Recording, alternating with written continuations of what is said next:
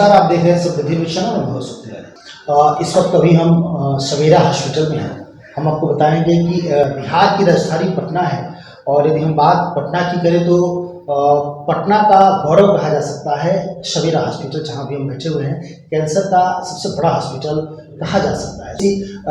विभिन्नता है, बहुत सारी क्वालिटी है जो कि इस हॉस्पिटल में देखने को मिल रही है। हमारे बीच है सर डॉक्टर बीपी सिंह साहब, जो कि इस हॉस्पिटल के एमडी हैं। बात करेंगे हम सर से। जी स्वागत है सर। जानना चाहेंगे चूँकि जिस तरह की बात की जाए पटना की, तो पटना में और भी बहुत सारे कैंसर के हॉस्पिटल हैं, फिर भी सवेरा हॉस्पिटल यहाँ से जो भी लोग जाते हैं काफ़ी संतुष्ट होते हैं। लोगों का कहना है कि बहुत अच्छा हॉस्पिटल है। आखिर क्या क्या क्वालिटी क्या है, क्या इसमें विशेषता क्या है? जी देखिए, कैंसर का जो ट्रीटमेंट है वो मल्टी डायमेंशनल है और एक टीम अप्रोच के साथ हम लोग को आगे बढ़ना होता है। कोई एक इंडिविजुअल चाहे कि हम कैंसर का ट्रीटमेंट कर ले, वो संभव नहीं है। यही कारण है कि जो इंडिविजुअल जो सेंटर्स हैं, जैसे कि मान लीजिए कोई कीमोथेरेपी बेस्ड है या सर्जरी बेस्ड है या रेडिएशन बेस्ड है, इंडिविजुअल ट्रीटमेंट में ये ट्रीटमेंट संभव नहीं है। कैंसर में जब भी ट्रीटमेंट करना है, आपको कैंसर के पहले समझना होगा 3 पिलर्स होते हैं, सर्जरी, कीमोथेरेपी एंड रेडियोथेरेपी। ये 3 मेन स्तंभ हैं जो कैंसर के ट्रीटमेंट में काम आते हैं। और अगर ये तीनों का समन्वय आपके पास होगा, तभी आप एक कैंसर को कॉम्प्रिहेंसिव अंडर वन रूफ अगर आप चाहेंगे कैंसर का ट्रीटमेंट देना, तभी संभव है कि आप अच्छी ट्रीटमेंट दे पाए और संतोषजनक ट्रीटमेंट दे पाए। तो फॉर्चुनेटली सवेरा के पास रेडिएशन ऑन्कोलॉजिस्ट हैं, सर्जन हैं और मेडिकल ऑन्कोलॉजिस्ट भी हैं। तो इन तीनों के समन्वय के कारण हम लोग एक कंपोजिट वे में, कॉम्प्रिहेंसिव वे में ट्रीटमेंट दे पा रहे हैं, तो लोग जिससे कि संतुष्ट होते हैं। पहला चीज नंबर 1। नंबर 2 क्या है कि आपका अप्रोच टू द पेशेंट क्या होना चाहिए। एक होता है कि जो सरकारीकरण होता है कि कोई भी आया, ट्रीटमेंट लिया, अच्छा ठीक है लाइन में खड़े रहो, उस तरह वाली। लेकिन हमारे यहाँ क्या है, इंडिविजुअलाइज ट्रीटमेंट होती है। कोई भी आया, पहले सम्मानजनक उनको बैठाया जाता है, उनसे एक पूरी हिस्ट्री ली जाती है। पहले तो जो स्टाफ रहते हैं वही सारा डिटेल्स ले लेते हैं, रिसेप्शन पे हम लोग एंट्री कराते हैं और तब फिर बारी बारी से, अभी चूंकि कोविड चल रहा है, आप जान ही रहे हैं कोविड में कितना परेशानी हो रही है लोगों को। तो कोविड के नॉर्म्स को मेंटेन करते हुए, बाकायदे सोशल डिस्टेंसिंग को मेंटेन करना है, बैरियर मेंटेन करते हुए लोगों को ये भी देखना है उनकी सेफ्टी, उनके प्रोटेक्शन, प्लस हमारी सेफ्टी, हमारे प्रोटेक्शन, हमारे स्टाफ की सेफ्टी, उनका प्रोटेक्शन, सारा कुछ देखते हुए हम लोग आगे जब बढ़ते हैं तो पाते हैं कि पेशेंट्स को एक भरोसा होता है कि हाँ, यहाँ का इंफ्रास्ट्रक्चर काफ़ी अच्छा है, हॉस्पिटल साफ सुथरा है, कहीं आपको एक स्पेक ऑफ डर्ट कहीं नहीं दिखेगा, कोई भी स्टाफ इल मैनर्ड नहीं होगा, सबकी ड्रेस कोड प्रॉपर है, सारे ड्रेस में आपको मिलेंगे, सबके हाथ गले में एक आई कार्ड रहेगा जिससे कि आप आइडेंटिफाई कर सकते हैं। किसी पेशेंट को व्हील चेयर की चाहिए, व्हील चेयर नंबर्स आराम से लगे हुए हैं, एंट्रेंस पे ही है कि कोई भी व्यक्ति अगर वहां से एम्बुलेंस से उतरा या गाड़ी से उतरा, रिसेप्शन के आने के पहले इमरजेंसी के पास ही आपको व्हील चेयर, ट्रॉली, जैसे जो पेशेंट की जरूरत है वहाँ स्टाफ मुस्तैद है, आपके गार्ड्स हैं, तुरंत ऑर्डर होता है और वो व्हील चेयर लेके पेशेंट्स को रिसीव करते हैं। और उनको जब लाया जाता है तो पहले से जो कॉन्फिडेंस पेशेंट गेन करता है वो बहुत इंपॉर्टेंट होता है। भरोसा, कैंसर में यदि भरोसा नहीं तो कोई ट्रीटमेंट संभव नहीं है। इसके अलावा अब आ जाए हम लोग बाकी इंफ्रास्ट्रक्चर पे, तो हमारे पास जो डॉक्टर का जो, जैसे मैंने बताया, तीनों अगर सर्जरी के, रेडिएशन के और कीमोथेरेपी, तीनों के तो डॉक्टर्स ही हैं। साथ साथ हमारा इंफ्रास्ट्रक्चर काफ़ी समृद्ध है। समृद्ध होने से मतलब क्या है कि हमारे डायग्नोस्टिक के फुल विंग है। अभी हम लोग नेशनल बोर्ड एक्रेडिटेशन के लिए जाने वाले हैं, हो सकता है हमारे लैब भी एक्रेडिटेड हो जाए। हमारा जो डायग्नोस्टिक सर्विस में, लैब्स में आप ब्लड से लेके, ट्यूमर मार्कर्स से लेके, हिस्टोपैथोलॉजी से लेके, आप फ्रोजन सेक्शन एक विधि होती है जिससे कि आप 15 से 20 मिनट में बता सकते हैं इस पेशेंट में कैंसर है या नहीं। आपने बायोप्सी लिया, बायोप्सी को भेज दिया जांच के लिए, विद इन 15 to 20 मिनट्स आपको हम कंफर्म कर सकते हैं पेशेंट को कैंसर है कि नहीं। जबकि ये सेम परिस्थिति में अगर किसी भी और हॉस्पिटल में जाता है, वहाँ पर पहले बायोप्सी की जाती है तो लगता है 5 दिन, 7 दिन, 8 दिन, 12 दिन लगता है, समय का बचत होता है। हम ऑपरेशन कर रहे हैं, ऑपरेशन के दौरान में हमें जरूरत पड़ी कि हमको पता करना है इसमें कैंसर है नहीं, तुरंत हम फ्रोजन सेक्शन भेजते हैं, हमारे तुरंत रिपोर्ट मिल जाती है। एक बहुत बड़ा वरदान है ये जो फ्रोजन सेक्शन। हमारे यहाँ डॉक्टर्स जो हैं, डॉक्टर प्रणव हैं जो हिस्टोपैथोलॉजी देखते हैं, काफ़ी अच्छे डॉक्टर हैं और अच्छा उनका ट्रेनिंग एक्सपीरियंस भी है। तो आप पाते हैं कि आपके पास लैब की पूरी व्यवस्था है, आपकी डायग्नोस्टिक पूरी व्यवस्था है। डायग्नोस्टिक में अगेन अब आ जाइए रेडियोलॉजी में। रेडियोलॉजी में आप बेसिक्स से ले लीजिए, जिसमें एक्सरे होता है, अल्ट्रासाउंड है, मैमोग्राम है, ओपीजी है, आपकी सीटी स्कैन है, पेट स्कैन है, एमआरआई है, आप you name anything and we have everything. तो इससे जो आप एक छत के नीचे सबको कंप्लीट डायग्नोसिस दे रहे हैं। अब आप फॉर एग्जांपल पेट स्कैन का ही ले लें, पेट स्कैन पूरे भारतवर्ष में गिने चुने होंगे, बहुत होगा तो आपके जो 32-33 स्टेट है पूरे मिला के शायद 32 भी पूरे पेट स्कैन पूरे देश में नहीं होगा। तो बिहार जैसे प्रदेश में आप इमेजिन कर लीजिए, इतना बड़ा मुल्क, इतना बड़ा राज्य, 11 करोड़ की पॉपुलेशन और मात्र 3 पेट स्कैन है इंक्लूडिंग हमारा, जिसमें एक गवर्नमेंट सेक्टर में है, एक प्राइवेट सेक्टर में है और एक हमारा तीसरा है। तो आप इमेजिन कर सकते हैं इतनी ज्यादा डेप्थ है ऑफ इंफ्रास्ट्रक्चर, जो कि इंफ्रास्ट्रक्चर हम लोग प्रोवाइड कर रहे हैं। तो एक कॉन्फिडेंस जो पेशेंट का हम लोग को गेन करना चाहिए डायग्नोस्टिक सर्विस से, अपने एंसिलरी सर्विस से, स्टाफ के बिहेवियर से और पेशेंट ट्रीटमेंट के पॉइंट ऑफ व्यू से, वो सारा कुछ अंडर वन रूफ हम लोग प्रोवाइड कर पा रहे हैं। प्लस हमारी ऑपरेशन थिएटर देखा जाए, state of art operation theatre है, 4 ऑपरेशन थिएटर्स हैं, 2 मॉड्यूलर है, एक सेमी मॉड्यूलर है, एक जनरल ओटी है, एक इमरजेंसी ओटी अलग है। इमरजेंसी के लिए अलग हमारे पास 3 बेड्स अवेलेबल हैं, जहां पे कोई भी इमरजेंसी आराम से डील किया जा सकता है, साथ में ओटी भी अटैच्ड है। इसके अलावा आईसीयू अगर देखा जाए तो हमारे पास करीब करीब 20 बेड का आईसीयू है, जिसमें करीब 10 बेड डेडिकेटेड है फॉर मेडिकल पार्ट, करीब 10 बेड अपना डेडिकेटेड है फॉर सर्जिकल पार्ट। 12 बेड की हमारे पास कीमोथेरेपी यूनिट है, which is a state of art chemotherapy unit. और अगर आप देखेंगे तो आप मेस्मराइज हो जाएंगे, इतना अच्छा इंफ्रास्ट्रक्चर, इतना साफ सुथरा, इतना स्मूथ। किसी भी कॉर्पोरेट स्ट्रक्चर के जो आप जाते हैं, विदेश जाते हैं, उस तरह का आपको इंफ्रास्ट्रक्चर मिलेगा और कॉस्ट एकदम नॉमिनल। तो सबसे इंपॉर्टेंट जो बोल सकते हैं यूएसबी हमारा है, एट अफोर्डेबल कॉस्ट, बहुत ही अच्छा स्टैंडर्ड वर्ल्ड क्लास ट्रीटमेंट। तो इन शॉर्ट मैं यही बोलूंगा कि हमारा थीम भी यही है कि कोई भी मरीज को पैसे के अभाव में ट्रीटमेंट ना नहीं करे, ये सबसे इंपॉर्टेंट चीज है जी। अच्छा सर, जानना चाहेंगे एक्चुअली बहुत डिफरेंट टाइप के कैंसर भी हो रहे हैं जी, क्या कहना चाहेंगे कैंसर की? देखिए कैंसर जो है अगर आप देखेंगे तो हेड से लेके टो तक बहुत सारे कैंसर्स हैं और किसी भी पार्ट में हो सकता है कैंसर।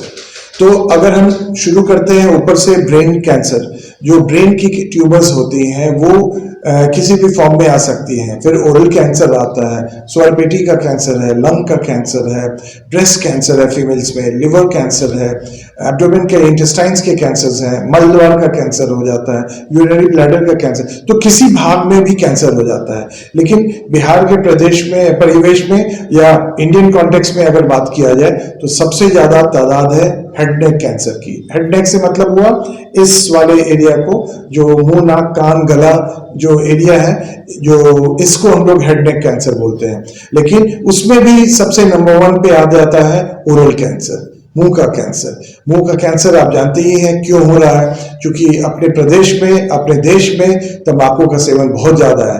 पान, बीड़ी, गुटखा, हुक्का, तंबाकू, नशवार, खैनी, जिस भी फॉर्म में आप ले रहे हैं, तंबाकू जो है आपके शरीर के लिए बहुत इंजूरियस है और आपको कैंसर होने की संभावना को बढ़ा देता है। ऐसा नहीं है, आप सुनते होंगे कि मेरे दादाजी को तो 50 साल से तंबाकू खाए, खैनी खाए, 100 साल की उम्र में उनकी मृत्यु हुई, तो उनको तो कोई कैंसर नहीं हुआ। तो आप कैसे बोल सकते हो कि कैंसर, तंबाकू से कैंसर होता है? तो इसका सिंपल सा जवाब है कि भाई कोई भी व्यक्ति का बायोलॉजिकल बिहेवियर जो होता है, शरीर जो होता है, वो सबकी बनावट अलग है, सबकी टॉलरेंस अलग है। अगर 50 डिग्री सेल्सियस अगर टेम्परेचर रहेगा तो किसी का शरीर एकदम हालत खराब हो जाएगी, पस्त हो जाएगा, और वही दूसरा बंदा 50 डिग्री में भी चलता है। तो क्यों? क्योंकि उसकी सहन शक्ति ज़्यादा है, उसकी बायोलॉजिकल इम्यून सिस्टम जो है उसकी वो काफ़ी अच्छा है, चार्ज्ड है। जैसे और दूसरा एग्जांपल और लोकल लैंग्वेज में समझाएं, आप सिंपल दारू से ले लीजिए। कई लोग होते हैं 4 पैक दारू पी के भी नहीं उठते हैं, और कई तो 1 पैक में लुढ़क जाते हैं। क्यों? क्योंकि इनकी बॉडी की टॉलरेंस कम है। तो उसी तरह से तंबाकू भी अगर किसी ने 50 साल खाया उसे कुछ नहीं हुआ, लेकिन किसी ने 1 साल 2 साल में किया और उसे कैंसर हो गया। तो यही सबसे इंपॉर्टेंट चीज हो कि बायोलॉजी सबकी ह्यूमन की अलग अलग होती है, इसलिए तंबाकू से कैंसर के चांसेस बहुत होते हैं, और जो अपने प्रदेश में, अपने देश में बहुत ज्यादा मिल रहे हैं। स्वरपेटी का कैंसर आप देखते हैं, जो स्मोकिंग है, बीड़ी है, और भी फॉर्म्स, उससे भी स्वरपेटी का कैंसर होता है। आपका लंग कैंसर, इतना वातावरण प्रदूषित है कि हर जगह आपको देखिएगा तो पोल्यूटेड एटमॉस्फेयर दिखेगा, चाहे वो सॉइल हो, चाहे एयर हो, चाहे नॉइज पोल्यूशन हो, हर जगह पोल्यूशन है। इतनी ज्यादा पोल्यूशन में है, तो इसमें तो सरप्राइजिंग ये है कि कैंसर क्यों नहीं हो रहा है लोगों को। ये तो बहुत आश्चर्य की बात है कि कैंसर नहीं हो रहा है। कैंसर नहीं होना आश्चर्य की बात है, कैंसर होना तो होना ही है, क्योंकि इतना ज्यादा पोल्यूटेंट है कि सबको होना है। हाँ, उसमें अगर आप ये सब तत्व ज्यादा कीजिएगा, शराब का सेवन कीजिएगा, तंबाकू का सेवन कीजिएगा, तो आपका जो होने की संभावना है कैटलाइज हो जाती है, बढ़ जाती है। वो 10 गुना, 20 गुना, 30 गुना बढ़ जाती है। आपके इनटेक के ऊपर है, आपकी क्वांटिटी के ऊपर है। तो इसी तरह से ऊपर से लेके नीचे तक में हम पाते हैं कि इस ओरल कैंसर नंबर 1 पे है, स्वरपेटी का कैंसर है। फीमेल्स में ब्रेस्ट कैंसर बहुत आगे तेजी से बढ़ रहा है। जो पाश्चात्यकरण है, जो हम लोग वेस्टर्नाइज लाइफस्टाइल को फॉलो कर रहे हैं, उसके कारण कैंसर के इंसिडेंसेस बढ़ता जा रहा है।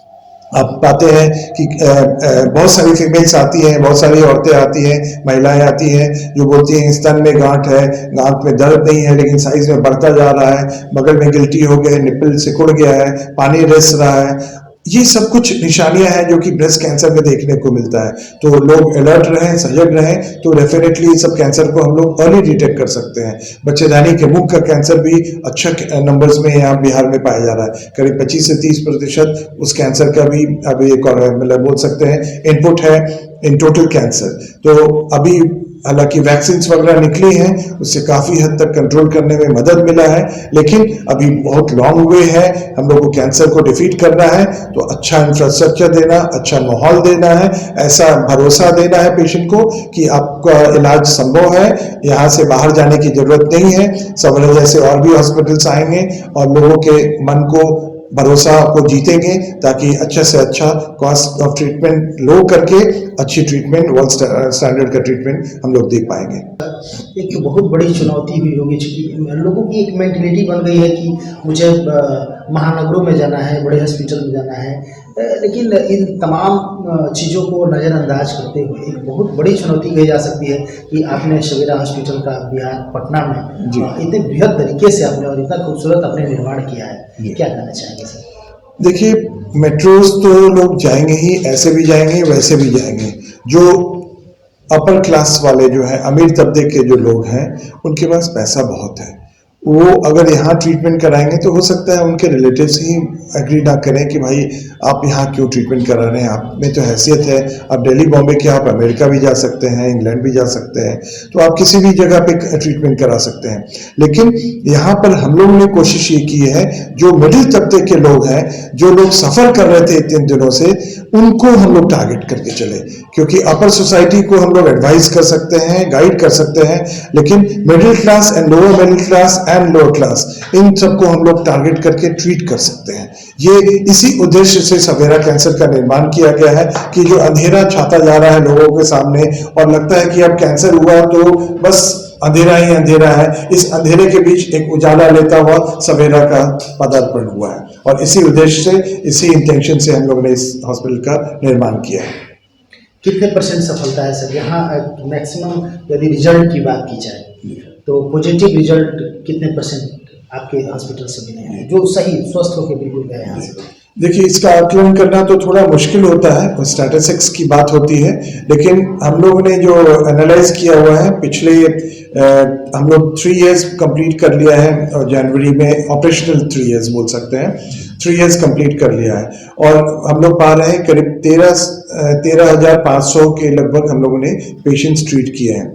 और इसमें सबसे बड़ी जो पॉजिटिव बात ये हुई है कि अगर उसमें सर्जरी का तादाद करीब करीब बोल सकते हैं 3,000 के लगभग हुआ है और कीमोथेरेपी भी करीब करीब 10,000 के लगभग कीमोथेरेपी हुई है। तो आप मान सकते हैं कि आप 90% में हम लोग का रिजल्ट पॉजिटिव रहा है। 10% में तो खैर इंसान के बस में नहीं रह जाती है और इसमें गेस करना भी मुश्किल हो पाता है कि हम पेशेंट को क्या ट्रीटमेंट दे पाएंगे, क्या सहूलियत दे पाएंगे, लेकिन एटलीस्ट 90% मरीज हमारे संतुष्ट हैं। अच्छा सर, शुरुआती फेज में जैसे लोगों का मानना होता है कि शुरुआती फेज में यदि मरीज हमारे तक आ गया तो हम उसको बचाने में सक्षम हो पाते हैं जी, तो ये कितने स्टेज तक होता है कि हम इसको ठीक कर सकते हैं? देखिए, कैंसर के 4 स्टेज होते हैं, स्टेज 1, 2, 3 एंड 4। उसमें भी A, B करके और भी सेक्शंस होते हैं या 1, 2 करके सेक्शंस होते हैं, लेकिन बाय एंड लार्ज हम लोग ये माने कि 4 स्टेज होते हैं। जो 1 एंड 2 है उसको हम लोग अर्ली कैंसर्स में ट्रीट करते हैं। 3 को हम लोग बोलते हैं लोकली एडवांस कैंसर एंड 4 को बोलते हैं एडवांस कैंसर। तो अर्ली कैंसर में क्या एडवांटेज होता है कि डिजीज छोटी होती है और फैली नहीं रहती है कहीं आसपास। जैसे फॉर एग्जांपल मुंह का कैंसर है तो गाल में अगर कैंसर है तो गाल में ही रिस्ट्रिक्टेड है, साइज में थोड़ा बड़ा होगा लेकिन ग्रंथियां गले में नहीं आई होंगी या कहीं और फैला नहीं होगा। लेकिन स्टेज 3 में क्या होता है कि वो एरिया मुंह में तो रहता ही है, साथ में आसपास के स्ट्रक्चर्स में भी चला जाता है, तो उसको ट्रीट करना थोड़ा डिफिकल्ट हो जाता है। स्टेज 4 में हो सकता है उससे भी आगे बढ़ गया हो, आसपास के स्ट्रक्चर्स को तोड़ दिया हो, जैसे गाल का बीमारी है, जबड़े को भी तोड़ दिया, ऊपर मैक्सिला जो है ऊपर को भी तोड़ते चला गया, तो वो एडवांस स्टेज हो जाती है। उसमें ट्रीट करना थोड़ा डिफिकल्ट होता है, लेकिन फिर भी इनफैक्ट ओरल कैंसर में अभी हमारे यहाँ ज़्यादातर बोल सकते हैं मोर देन 40% पेशेंट जो है स्टेज 4 के आ रहे हैं, लेकिन उनको भी हम लोग ट्रीट कर रहे हैं। 4 में भी 2 कैटेगरी होता है, ए और बी। ए वो होता है जिसमें आप कुछ ऑपरेशन करके रेडिएशन वगैरह देके उनको एक ट्रीटमेंट और एक लाइफ दे सकते हैं, 5 साल 10 साल जीने की संभावनाएं बढ़ जाती हैं। और बी होता है जिसमें आप कुछ नहीं कर सकते हैं, कीमोथेरेपी वगैरह देके उनको बस सांत्वना दे सकते हैं या बीमारी को थोड़ा छोटा करके कुछ समय दे सकते हैं। लेकिन जो अर्ली स्टेज ऑफ कैंसर होता है उसमें ट्रीटमेंट ज़्यादा अच्छा संभव है और लोकली एडवांस में थोड़ा कम और एडवांस में डेफिनेटली खराब माना जाता है। तो early stage of treatment saves life, तो अर्ली डिटेक्शन सेव्स लाइफ। जो समय पे जान पहचान बचाए जान का कॉन्सेप्ट है, इसको एकदम गांठ बांध के अगर लोग रख लें तो जल्दी से जल्दी कैंसर को हम लोग डिफीट कर सकते हैं और एक अच्छा रिजल्ट देने में हम लोग को मदद मिलेगी।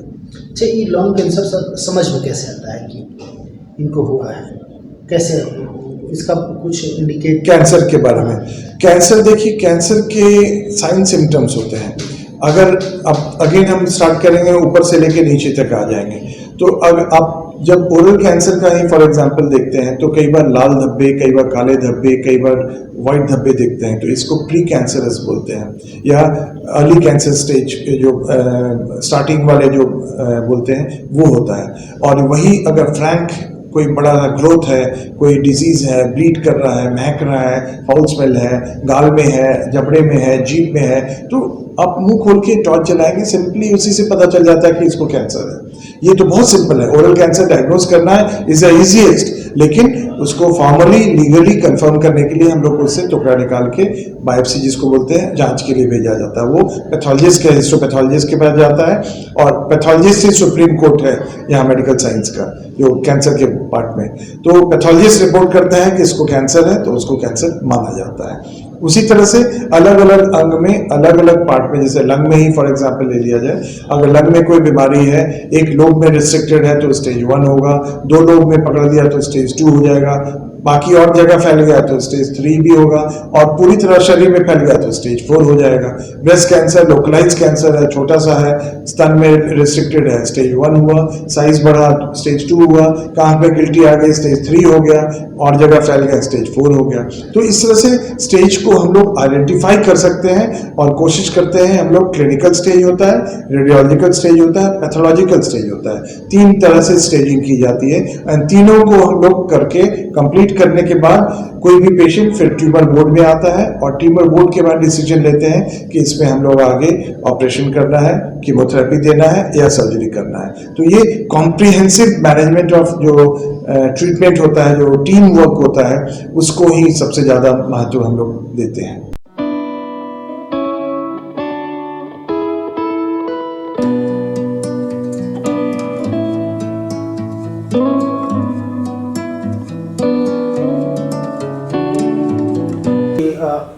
आपके यहाँ से जिस तरह का इस सवेरा हॉस्पिटल की जो फैसिलिटी है आपने बताया, तमाम चीज़ों को आपने दिखाया, और निश्चित तौर से यहाँ जितने भी गरीब तबके के लोग हैं या कोई भी यहाँ पे अपना इलाज करा सकता है।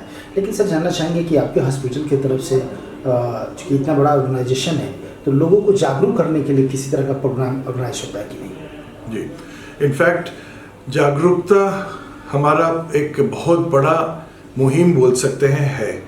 कोई भी कैंसर ट्रीटमेंट का पहलू अगर हम लोग लेके, जो जैसा हम लोग बात कर रहे हैं कॉम्प्रिहेंसिवनेस का, तो कॉम्प्रिहेंसिवनेस में इंक्लूड होता है सब कुछ। उसमें इंक्लूड होता है diagnosis, treatment, prevention and awareness as well, और काउंसलिंग भी चाहिए होती है। तो अगर हमें आगे पेशेंट्स को काउंसिल करना है, समझाना है, और चाहते हैं हम लोग कि समय पे पहचान हो जाए ताकि अर्ली डिटेक्शन हो, तो awareness is the key. Awareness के लिए हम लोग मल्टी प्रॉन्ग स्ट्रेटजी अपनाते हैं।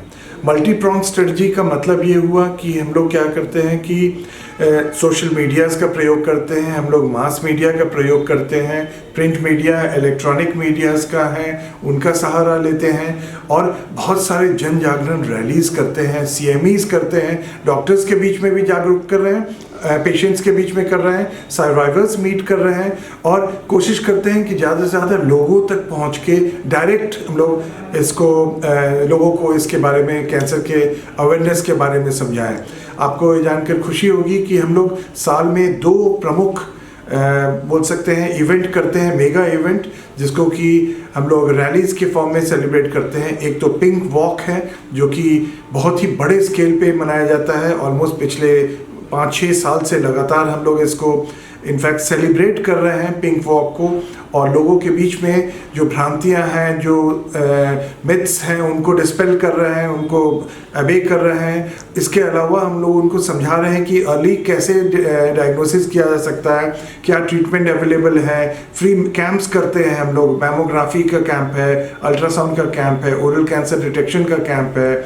हम लोग तंबाकू दहन करते हैं, और तंबाकू के लिए अगेंस्ट भी एक मुहिम छेड़े हुए हैं। उसमें हम लोगों ने एक रैली का प्लान किया हुआ है, जो हर साल हम लोग करते आ रहे हैं। पिछले 10 साल से ये रैली हम लोग कर रहे हैं, और तंबाकू दहन भी कर रहे हैं। तो इससे क्या होता है, समाज में एक मैसेज जाता है कि हाँ, इस तंबाकू में कुछ तो खराबी है, क्यों लोग इतना इसके बारे में बोल रहे हैं, क्या कैंसर वाकई में होता है, लोगों के जहन में जाती है बात। तो जब जाती है तो ऑटोमेटिक इसका रिजल्ट मिलता है कि सोचना शुरू करते हैं। जब तक आप सोचेंगे नहीं, जब तक समझेंगे नहीं, तब तक उस पर कभी भी दिमाग नहीं लगाएंगे, इम्प्लीमेंट नहीं करेंगे, और तब तक तंबाकू से तौबा नहीं कर पाएंगे।